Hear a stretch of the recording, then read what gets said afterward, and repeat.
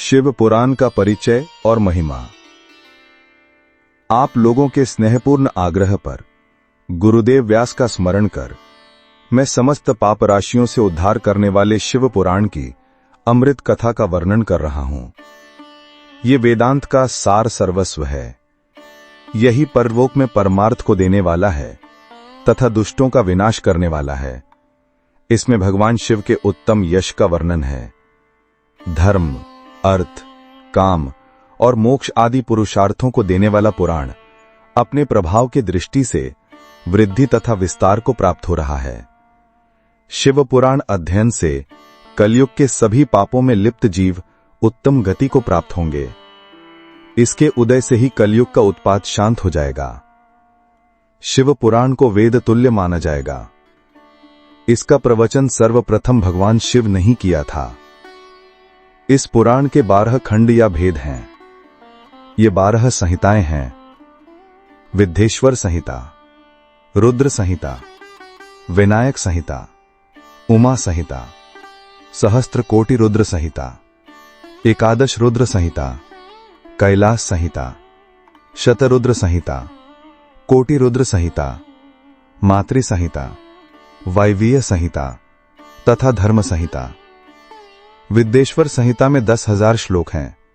रुद्र संहिता, विनायक संहिता, उमा संहिता और मातृ संहिता प्रत्येक में 8-8 हजार श्लोक हैं। एकादश रुद्र संहिता में 13,000, कैलाश संहिता में 6,000, शतरुद्र संहिता में 3,000, कोटि रुद्र संहिता में 9,000, सहस्त्र कोटि रुद्र संहिता में 11,000, वायवीय संहिता में 4,000 तथा धर्म संहिता में 12,000 श्लोक हैं। मूल शिव पुराण में कुल 1,00,000 श्लोक हैं, परंतु व्यास जी ने इसे 24,000 श्लोकों में संक्षिप्त कर दिया है। पुराणों की क्रम संख्या में शिव पुराण का चौथा स्थान है, जिसमें 7 संहिताएं हैं। पूर्व काल में भगवान शिव ने 100 करोड़ श्लोकों का पुराण ग्रंथ ग्रंथित किया था। सृष्टि के आरंभ में निर्मित यह पुराण साहित्य अत्यधिक विस्तृत था। द्वापर युग में द्वैपायन आदि महर्षियों ने पुराण को 18 भागों में विभाजित कर 4,00,000 श्लोकों में इसका संक्षिप्त कर दिया। इसके उपरांत व्यास जी ने 24,000 श्लोकों में इसका प्रतिपादन किया।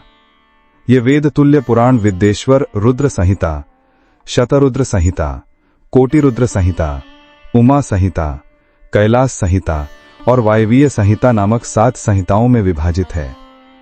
ये 7 संहिताओं वाला शिव पुराण वेद के समान प्रामाणिक तथा उत्तम गति प्रदान करने वाला है।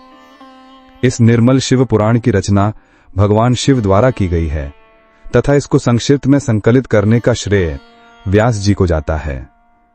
शिव पुराण सभी जीवों का कल्याण करने वाला, सभी पापों का नाश करने वाला है।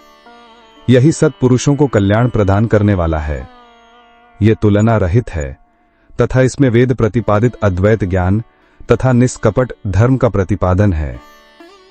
शिव पुराण श्रेष्ठ मंत्र समूह का संकलन है तथा यही सभी के लिए शिवधाम की प्राप्ति का साधन है।